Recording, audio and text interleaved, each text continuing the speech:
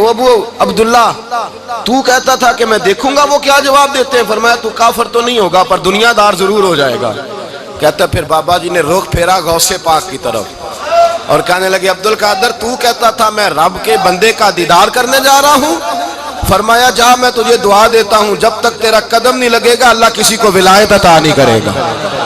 جا میں تجھے دعا دیتا ہوں جب تک تیرا قدم نہیں لگے گا رب کسی کو ولایت. حضرت ابو عبداللہ فرمایا کرتے تھے ہم آ گئے. ابن شقا پھر نہ مانا, کہنے لگا نہیں ایسے ہی بات کر دی ہے, اس تو کوئی علم غیب ہے معاذ اللہ. کہتے ہم نے دیکھا وہ سب سے بڑا عالم بنا, مناظر بنا, بڑی تقریریں کرتا, واضح کرتا. پھر وہ روم چلا گیا, روم کے بادشاہ نے اسے وزیر اوقاف بنا لیا. پھر ایک دن روم کے اس عیسائی بادشاہ کی بیٹی اسے پسند آ گئی. کہنے لگا میں نے شادی کرنی ہے. کہتے ہیں وہ بادشاہ کہنے لگا کر دوں گا شادی پر تجھے عیسائی ہونا پڑے گا. کہتے ہیں مارا قسمت کا معاذ اللہ ثم معاذ اللہ, نقل کفر نہ باشد, عیسائی ہو گئے. آپ فرماتے ہیں مجھے بھی ایک بادشاہ نے بلا لیا, اس نے مجھے بھی ایک عہدہ دے دیا, میری بھی دنیا میرے کانوں تک آ گئی. بڑی جان چھڑاتا ہوں دولت سے, مال سے, شہرت سے, پر میری چھوٹتی نہیں. آپ فرماتے ہیں ہوش اس دن آئی جس دن بغداد کے منبر پر بیٹھ کر اور 70,000 کے مجمع میں کھڑے ہو کے غوث اعظم نے فرمایا آؤ بھائی جس نے ولایت لینی ہے عبد القادر کے پاس آؤ, میں قدم رکھتا جاؤں گا اللہ ولایت عطا کرتا چلا جائے گا. آؤ میرے پاس میں ولایت دیتا ہوں. ہر مشکل دی کنجی یارو ہاتھ مرداں دے آئی تے مرد نظر کرے جس ویلے مشکل رہے نہ کائی. لوگ دشمنی کرتے ہیں, اللہ والوں سے اللہ ملتا ہے, اللہ کے بندوں سے معرفت کا حسن ملتا ہے. اللہ کے بندے بیعت اپنی کرتے ہیں, جھکاتے اللہ کی بارگاہ. اللہ تبارک و تعالیٰ کے بندوں کے پاس بیٹھنے سے رسول اللہ کا پیار ملتا ہے. اللہ کے بندوں کی صحبت حضور کے دروازے تک لے جاتی ہے. رب کریم کے بندوں کی صحبت عاجزی سکھاتی ہے. اللہ کے بندوں کے پاس بیٹھنے والے اللہ اللہ کرنے لگتے ہیں. رب کریم کے بندوں کے پاس بیٹھنے والوں کو سجدے کا نور حاصل ہوتا ہے. اور میرے بھائی اگر تو نے کسی کے ہاتھ میں ہاتھ دیا ہو تو ملے گا کیا؟ ملے گا کیا؟ خواجہ نظام الدین محبوب الہی رحمت اللہ علیہ کھڑے تھے تو ایک آدمی حلوائی کی دکان پہ کچھ چیز لینے آیا. کوئی درویش سادہ سا آدمی چھوٹی سی مسجد سے نکلا, حلوائی سے کہا دے دے. حلوائی کہا چل دوڑ جا, تو روز آگے کھڑا ہو جاتا ہے, جب سارے آتے ہیں تب آیا کر. غریب گاہک تھا نا تو حلوائی نے جھڑک دیا. اس درویش کو جوش آ گیا, کہنے لگا میرے ساتھ بدتمیزی نہ کرنا ورنہ میں تیری دکان الٹ کے رکھ دوں گا, میں تیری دکان الٹ دوں گا. کہنے چل دوڑ جا, بڑے دیکھیں تیری طرح کے دکان الٹنے والے. حضرت نظام الدین محبوب الہی گزر رہے تھے, حلوائی کی نظر پڑی تو دوڑ کے دست بوسی کرنے آیا. کہنے لگا حضور السلام علیکم. آپ فرمانے لگے اس کے ساتھ بد اخلاقی نہ کر, تیری دکان واقعی الٹ جائے گی.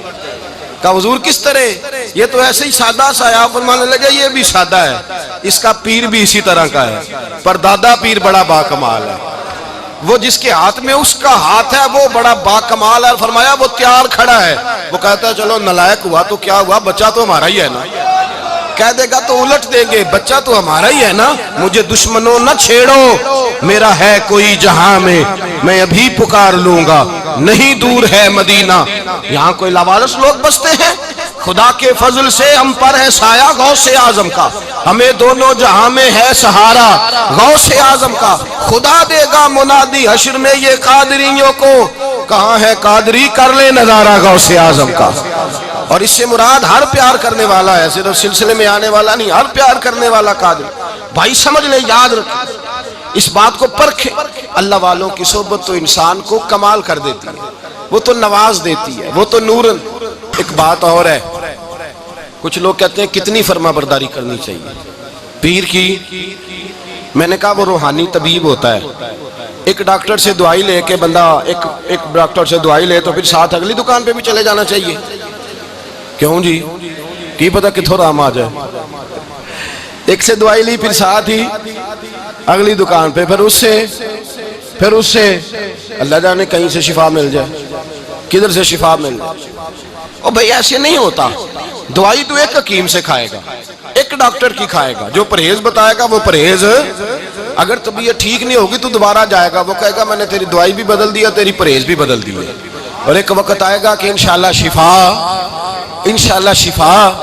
حضرت علی بن ہیتی حضور غوث اعظم کے خلیفہ تھے, ان کے مرید تھے علی بن جوسکی نام تھا. حضرت غوث اعظم رضی اللہ تعالیٰ عنہ اپنے خلیفے سے ملنے آئے تو آگے سے ان کے بھی اپنے مرید کو کہا کہ چل پیر صاحب کے قدم دبا. وہ غوث اعظم کے قدموں میں بیٹھنے کی بجائے اپنے پیر کے قدموں میں بیٹھ گئے, دبانے لگے, ڈانٹا, کہنے لگے تیرا دماغ ٹھیک ہے, چل حضور غوث اعظم کے قدم دبا. وہ پھر اٹھے, گھوم کے پھر ان کے پیروں میں بیٹھ گئے. تو حضرت علی بن ایتی نے جلال کیا, فرمانے لگے تجھے خیال نہیں آتا میں تو اب تجھے غوث پاک کے سپرد کرنے والا ہوں, تیری زیادہ تکمیل ہو جائے. جب یہ بات کہی تو حضرت علی بن جوش کی رو پڑے, چیخے مار کے روئے. وہ روئے تو غوث پاک بھی روئے اور فرمانے لگے علی بن ایتی اسے مجھے نہ دے, یہ جس پستان سے دودھ پینے کا عادی ہو گیا اب اسے کسی اور جگہ مزہ نہیں آئے گا, اسے یہیں رہنے دے, یہیں رہنے دے. بڑا اعتراض ہے لوگوں کو بھشتی دروازے پر. بھشتی دروازہ کہتے ہیں جنت اتنی اونچی تھی نیچے کیسے آ گئی. میں نے کہا تم نے پڑھا نہیں نا قرآن و حدیث, جنت بڑی اونچی تھی پر میرے نبی نے فرمایا میں نے ماں کے قدموں کے نیچے لا کے رکھ دیا. تم نے پڑھی نہیں نا, اصل میں پڑھی نہیں. تمہیں کیا پتا کبھی کسی چیز پہ اعتراض. ہم تھوڑا کہہ رہے ہیں کہ جو بہشتی دروازے سے گزر گیا ایک فضیلت ہی ہے نا جی. ایک ہر مسجد جنت ہے کہ نہیں, بولے. حضور نے فرمایا جنت کی کیاریوں کے پاس سے گزرو تو کچھ کھا لیا کرو. جب ہر مسجد جنت ہے تو بابا فرید کی مسجد جنت کیوں نہیں ہو سکتی. عجیب چکر ہے. اور بندے بھی کہتے ہیں وہ جی فلانا گیا تھا تو کہتا ہے میں جنتی ہوں. بھائی کس نے کہا. بلکہ ایک بڑی اعلیٰ حضرت کے ایک مرید ہوئے مولانا حشمت علی خان صاحب.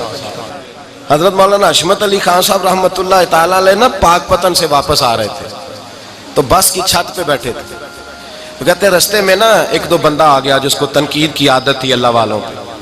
مجھے کہنے لگا مولوی کہاں سے آ رہے ہو. میں نے کہا پاک پتن شریف سے. پاک پتن سے. کہنے لگے میرے کپڑے سونگنے لگا. کہنے لگا بھشتی دروازہ گزرے ہو. میں نے کہا گزرا ہوں. تو کہنے لگا پھر جنت کی خوشبو نہیں آ رہی. نبی پاک نے تو فرمایا تھا کہ 500 سال جنتی دور ہوگا تو اس کی خوشبو آئے گی, تم سے نہیں آ رہی. مولانا بڑے حاضر دماغ تھے, کہنے لگے ایک حدیث پڑھی ہے ذرا دوسری بھی پڑھ لینی تھی. نبی پاک نے فرمایا جہنمی کو جنت کی خوشبو کوئی نہیں آئے گی. ایک ہی پڑھی ہے تو نے, اگلی بھی پڑھ لینی تھی. کہتے ہیں وہ بندہ کہنے لگا روکو بس مجھے نیچے اتار دو. یہ تو کوئی تگڑا بندہ ہی جواب دینے والا آ گیا ہے. ایک ہی پڑھی ہے حدیث تو نے, سے اگلی نہیں پڑھی. شیخ کی خدمت نواز دیتی ہے. اور پھر ایک اور بات, میرے حضرت صاحب تو حد کرتے ہیں, ایک جملے میں سمو دیتے ہیں سمندر. کسی نے کہا حضرت جی ساری زندگی بندہ کسی کی خدمت کرتا رہے اللہ کا بندہ سمجھ کے, وہ اندر سے جل ہی نکل آئے تو پھر تو آپ فرمانے لگے ہم نے بندے کی خدمت نہیں کی اللہ کے بندے کی ہے تو اجر کس نے دینا ہے. بولے اول تو ایسا ہوتا نہیں, اول تو ایسا طلب پیدا کریں. آج لوگوں میں طلب نہیں, کہتے ہیں بڑیاں جگہ تے گیا ملیا کچھ نہیں. میں کہتے رہتے طلب نہیں پائی. طلب ہو تو کھانے کا مزہ. اعلیٰ حضرت فاضل بریلوی کا پیر خانہ مارہرہ شریف, وہاں کے ایک بزرگ تھے آل محمد ان کا نام تھا. ان کے پاس ایک بندہ آ گیا پڑھا لکھا بڑا سیانہ. کہنے لگا بابا میں نے بڑی خانقاہیں بڑے آستانے دیکھے, پیر کوئی نہیں ملا. آپ مسکرائے, آپ فرمانے لگے تیری نیت ہی نہیں تھی پیر پکڑنے کی, ارادہ ہی کوئی نہیں تیرا پروگرام نہیں تھا. ورنہ تو بڑے بڑے کامل لوگ ہیں, تیرے اندر طلب ہی نہیں. اندر کوئی شے خالی ہوگی تو کوئی معرفت کا نور آئے گا, تو خود بھرا ہوا ہے. کہنے لگا جی بڑی طلب ہے. آپ فرمانے لگے تجھے کہا ہے نا کوئی نہیں. کہنے لگا حضور ہے. آپ فرمانے لگے چلو رات سو جاؤ, خانقاہ پہ سویرے بات کرے گا. مرید کو کہنے لگے اسے 5 کلو مچھلی دو اچھی بنا کے. مریدوں نے مچھلی دے دی, پانی کوئی نہیں دیا. ساری رات تڑپتا رہا اور باہر سے کنڈی بھی لگا دی. سویرے حضرت آل احمد آئے, دروازہ کھولا, قدموں پہ گرا, کہنے لگا حضرت جی پانی, حضرت جی پانی پانی پانی. آپ فرمانے لگے سلام تو لے لے پہلے. کہنے لگا نہیں حضور پانی پانی. آپ فرمانے لگے بتا مچھلی کہے گا حضور پہلے پانی پہلے پانی.